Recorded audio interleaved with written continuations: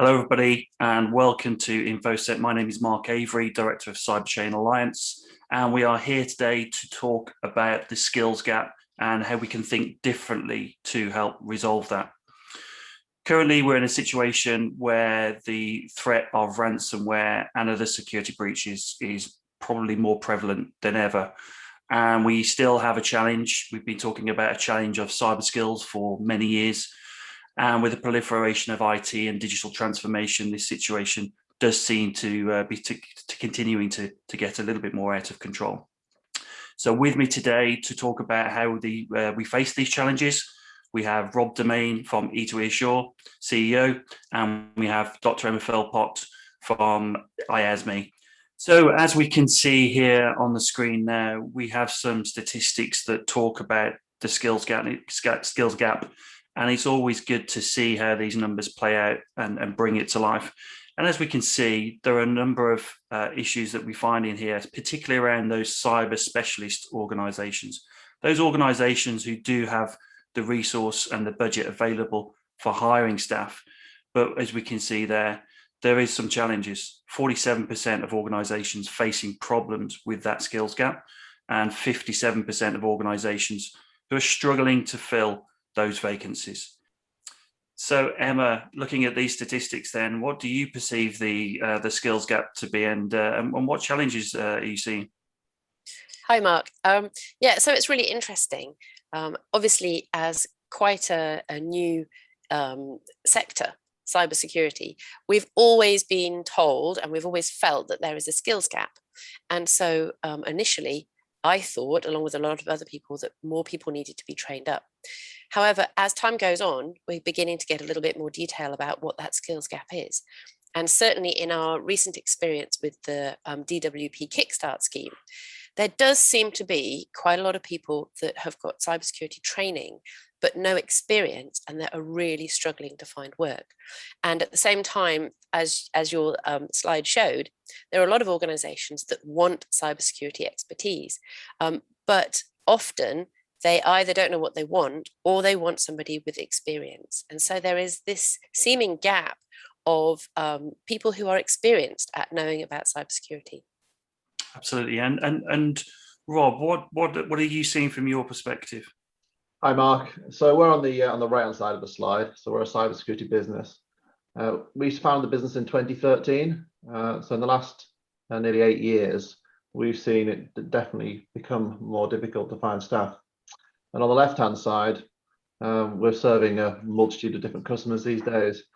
And the different types of skills within those businesses varies hugely. But where we find the real challenge these days is in the experienced end of the SOC personnel. And I think that's because the demand has increased so much. There's a lot more businesses doing SOC and adding cyber services. Therefore, the demand for experienced people has gone up. Like Emma says, there's a lot of people who are trained, who are looking for work, but not necessarily the people with 3 or 4 years experience. And how valuable is that experience to you, Rob? I'll give you an example to Emma's point. Actually, we've spoken to candidates from the DWP Kickstart Scheme who had finished their masters in cybersecurity degrees last summer and have not managed to find a job since. What is the right balance between skills and future investment and training for younger people? Well, it's a difficult one. You need to create a balance, that's true. In our business, there's obviously less experienced people and inexperienced people because that's generally the way it works. And it's key, it's really important that the business recruits people that can train and mentor young people. But in a SOC business like ours, when things happen, it's experience that really counts, which is why organizations like us focus on that operational experience of running cyber incidents. You can't learn that at university or in a master's. You need to be doing it for years, watching businesses have these problems and helping solve them. So you've got to get that balance of experienced people, but they've got to be the people that share knowledge. They're the most valuable employees, are the experienced ones that share knowledge and mentor. Yeah. So Emma, when we talk about this gap then, for particularly for young people, just for the moment, it's not just applicable to young people obviously, but those who are coming out of university, what are the good initiatives out there to help accelerate their career and get them up to a level which Rob is in demand for?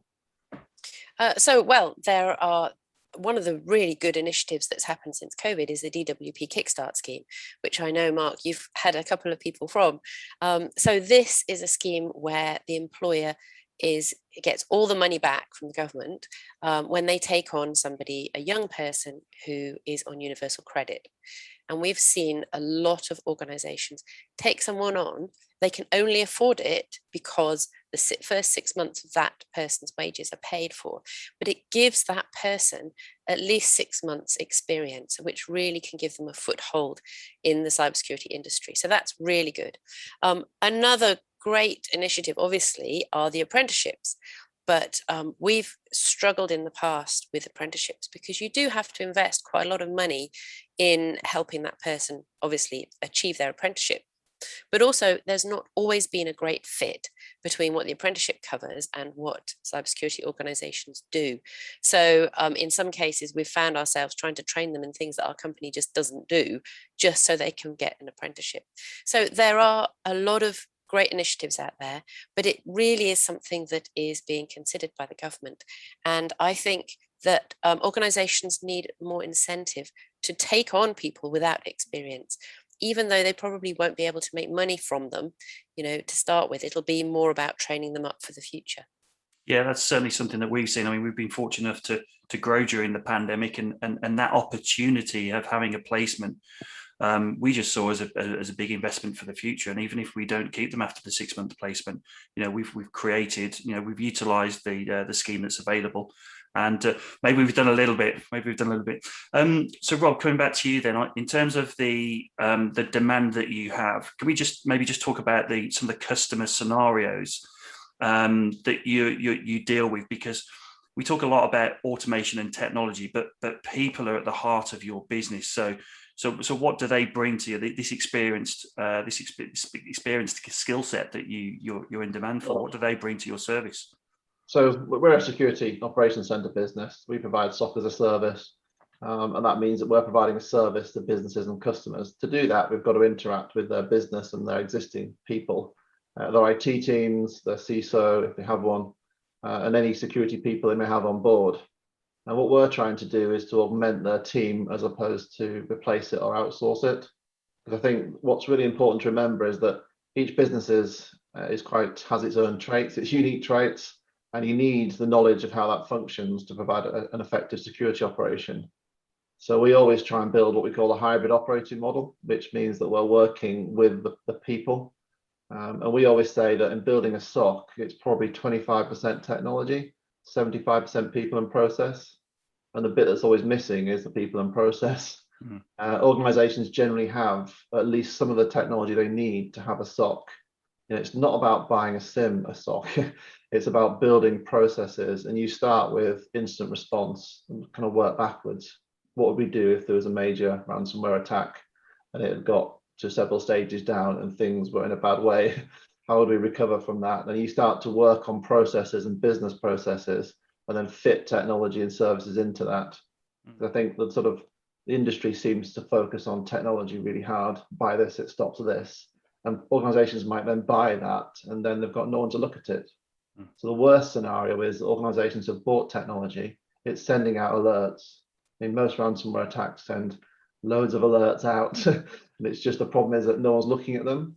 And then the bit about the skills is that often these aren't, it's a virus, we've stopped it kind of messages. It's something unusual is happening. It needs investigating. And to do that, you need people. And that's the skills that we're after. It's experience in investigating things, which we call cyber events or alerts, before they become major incidents. And then having the confidence to feed that back to a customer and say, you should do something about this, or we're going to do something about this. We're going to do some measures. We're going to put something in place. We might disrupt your business slightly to stop a bigger problem. So that requires confidence and experience, doesn't it? If you're going to say to a manufacturing business, you might need to stop this shortly while we investigate further because there's a big risk.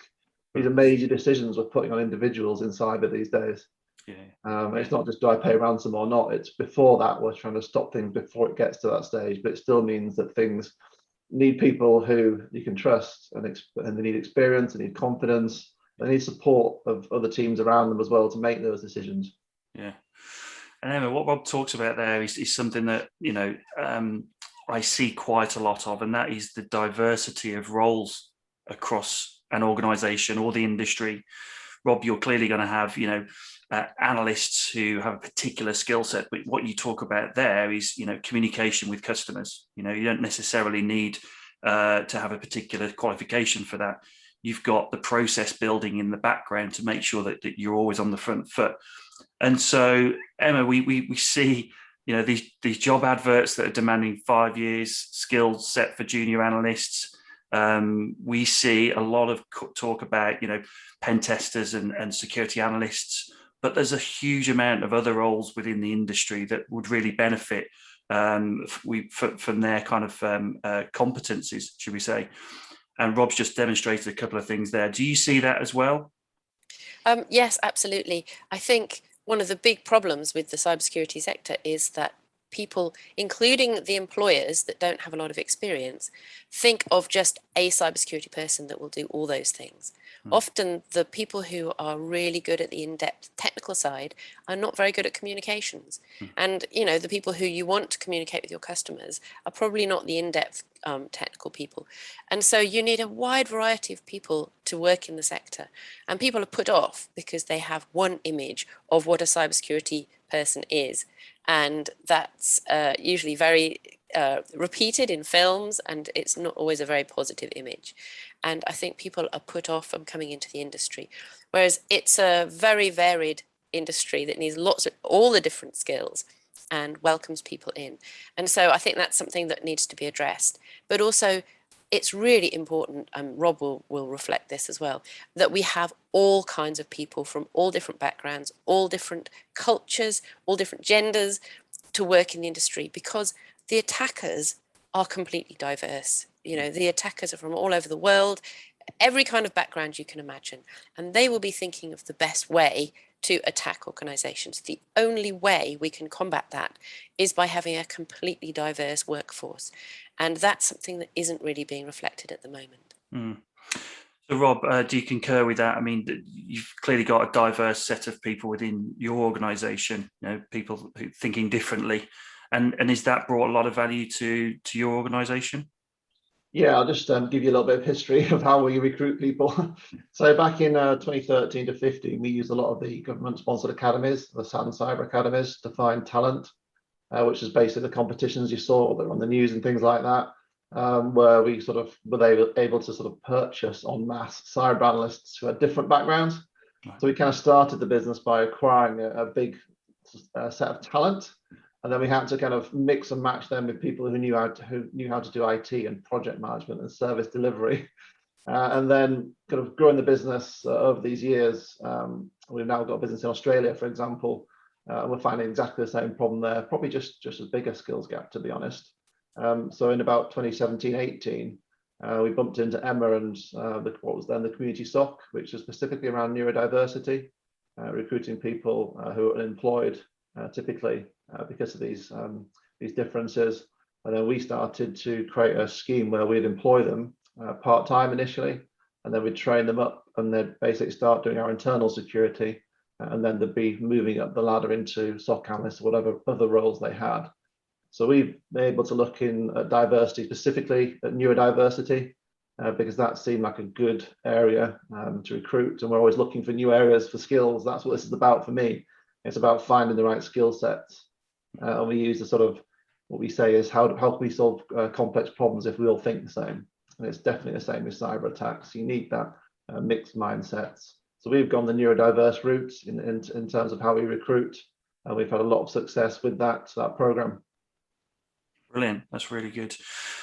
So Emma, what's the right balance between people, process, and technology? I'll come to you on this in a minute, Rob. It's a question definitely for you, but Emma, how do we get that balance right?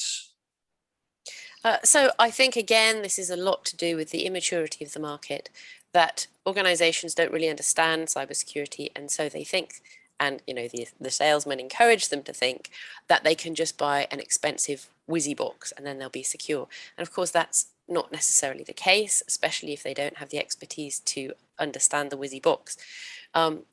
So in IASME, for example, we have grown very, very quickly in the last year.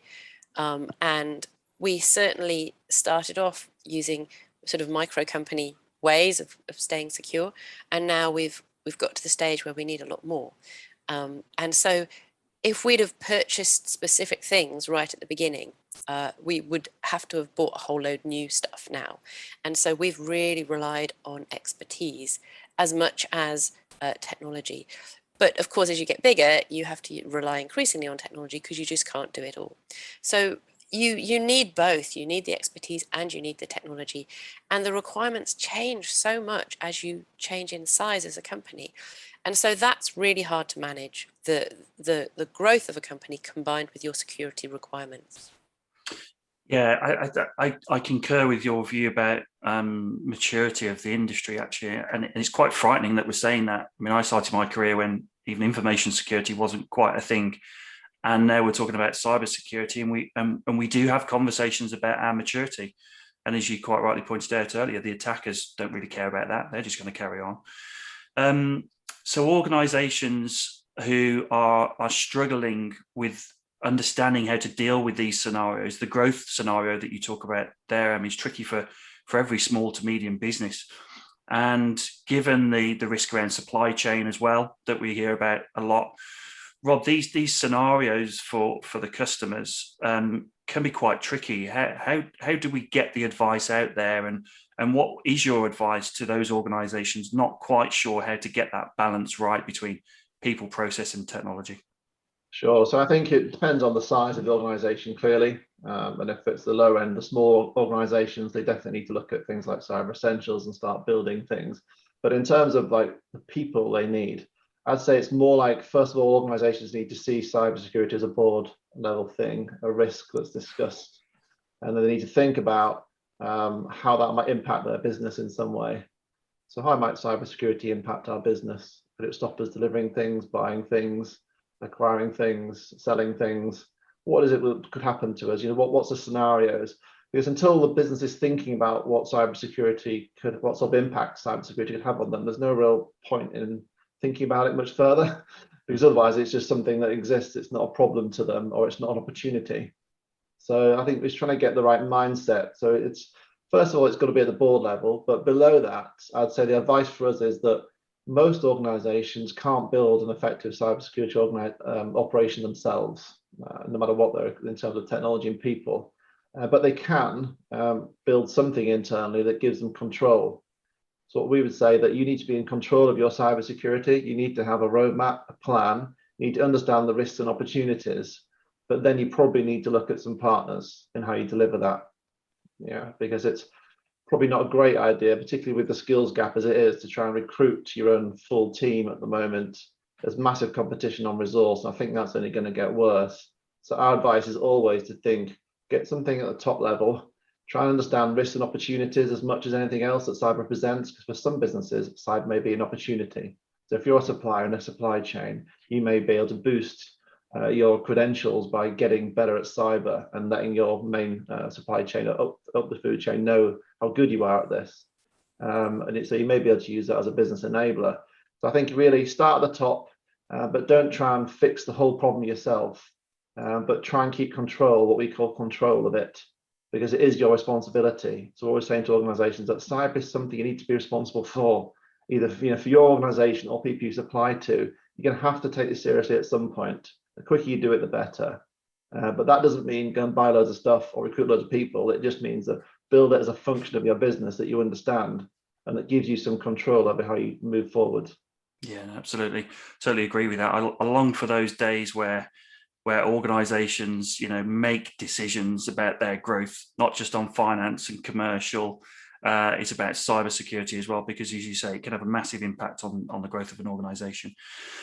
Emma, Rob mentioned cyber essentials there, and it just struck me that I've got two very different ends of the spectrum in front of me here. I've got Emma and cyber essentials and governance and compliance, and then I've got Rob, who's kind of looking at detection, response, and recovery. And it's, for me, it's getting the right balance as well across all of those things. Now, you mentioned that you've grown rapidly, and you're thinking about this technology challenge. and you're thinking about how to resolve that and continue to grow. How does an organization that's relatively small and then going through these growth periods, how do you think that those organizations should consider their investment in security? Well, so often the first step is to just do cyber essentials, and often companies are not able to do that to start with. But what we say is just read the questions, because the problem with doing a risk-based exercise is many organizations don't understand what the risks are. So you can't really understand your risks until you understand, where the threats are coming from. So the first step is to just read the questions on cyber essentials, because they're very, very specific. They're not risk-based. It's just do this, do this, do this. And those have been identified as the most important technical controls to have in place to defend yourself against common threats. After that, a lot of organizations, actually, they go through cyber essentials because they have to. They've been told they have to because of bidding for a tender. And we get an amazing amount of feedback saying, we didn't want to do it, but we're so glad we did. And a lot of organizations then go on to take further steps. And of course, the next steps are to try and understand what the threats are, what the risks are, and to move on to more risk-based, holistic security systems. Have a security plan, understand your risks, have a business continuity plan. And it's at that stage that I think you start thinking about, what will happen if there is an event or a breach. And then you start thinking along the lines of the things that Rob does. And, you need to be there, but companies find it difficult to go there straight away. Something that we found really helps organizations is just going through that free incident in a box exercise that's free, that you can get to on the NCSC website. Because until you've actually practiced an incident, you don't realize the kind of things that happen and what you will need to put in place. So as a company, we practice at least one incident a year, and it's always a bit of a wake-up call. Most of the stuff's in place, but there's always one thing that you would have needed that maybe isn't in the right place, and so it's worth doing regularly. Yeah, definitely. And we talk there about reaction to incidents. Then we're immediately talking about people there. We're not talking about technology. The way in which to deal with an incident is to have humans managing it. So, Rob, is the future virtual security resource? There's no recruiters on here on this panel session. Is the future a virtual security function? Well, the technology out there is excellent. So I'm not dissing cybersecurity technology. There's some awesome technologies that we can put in place that can really help. But most organizations will struggle to let those go autonomous for obvious reasons that it could cause carnage. So wherever we go with technology, I think there's always human guidance and skills at the end of it for some time yet. Automation has made a massive difference to our business. Investing in automation is huge. And there is a possibility of a virtual AI-based analyst that's doing various things, but I'd say that all of that has its place. It's all useful tools, but it has to be wrapped in a people-centric, business-focused service. Otherwise, it's just stuff doing stuff, possibly out of control. So there's definitely technology that's going to help here, and it really helps as things scale as well. So that's huge for businesses. But really, even implementing the technology might be too much of a challenge, even if it's great. And then maintaining it and feeding it and tuning it. And I guess a good example of that is that when everyone changes their working patterns for a pandemic, who's retrained everything? And are we happy that all the machine learning algorithms are now working correctly again? That's an easy example to understand that businesses can change quite quickly. Therefore, how do we expect sort of machine learning, things like that, to be able to understand all of that? And we think always a human's role, no matter what the technology is what I'm trying to say to you, Mark. And the problems we face aren't with the technology not being good. It's that no one's there to listen to the outputs or to tune it or to make sure it's covering the right areas of the network. That's the problem.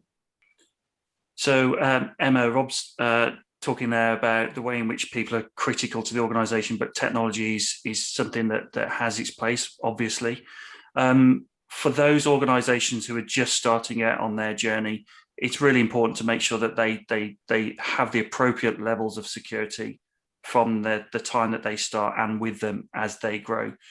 So what advice would you give other CEOs to ensure that they manage that growth period and the risk associated with that appropriately? Well, to start with, I mean, they need to start with Cyber Essentials immediately.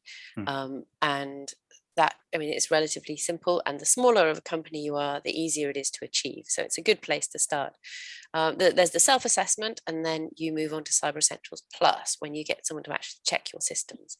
After that, companies find it useful to move on to IASME governance. So IASME governance maps to the 10 steps to cybersecurity that the government came up with, and it includes all the other stuff that you would expect a small company to have. So this includes an understanding of risk, security plans, practicing incidences, physical security, all those other things. But IASME governance is written to be achievable for small companies. So that would probably be the next step. And after that, you would look at more of the technology options and how to put technology in place to help you, and probably go and talk to an organization such as the one that Rob runs. And final word from yourself then, Rob, just coming back to people again, you know, Emma's put some really good kind of grounding in there. But how do organizations manage the human element? You know, if they don't have a security team of their own, what would your advice be to help them grow in the same way that Emma describes there? So our view is firm, and that is it's to work in a hybrid mode with a partner. To have somebody in your organization responsible for cyber, whether it's a CISO or a security manager, or somebody to do the Cyber Essentials, and then not to buy any more technology just yet. Take a step back, look for a partner who you can work with, that you can trust, that's got your cyber interests at heart and isn't trying to sell you a specific technology. And then work with that partner to create a cybersecurity roadmap or a maturity plan, which starts with risks and threats, and build that up over time. Think of it as a journey. Think of it as something that's going to take time to achieve. It's not a silver bullet thing. Cyber, you can't solve it overnight, but you can progressively build your organization into something that's very, very secure and very easy to defend in the cyber security space. Brilliant. Okay, Rob, Emma, unfortunately we're out of time. We may be taking some questions and answers after this session. If you want to talk to us about any of this, please get in contact. But in the meantime, thank you very much, Rob. Thank you, Emma, and we'll see you soon. Bye. Thanks. Bye.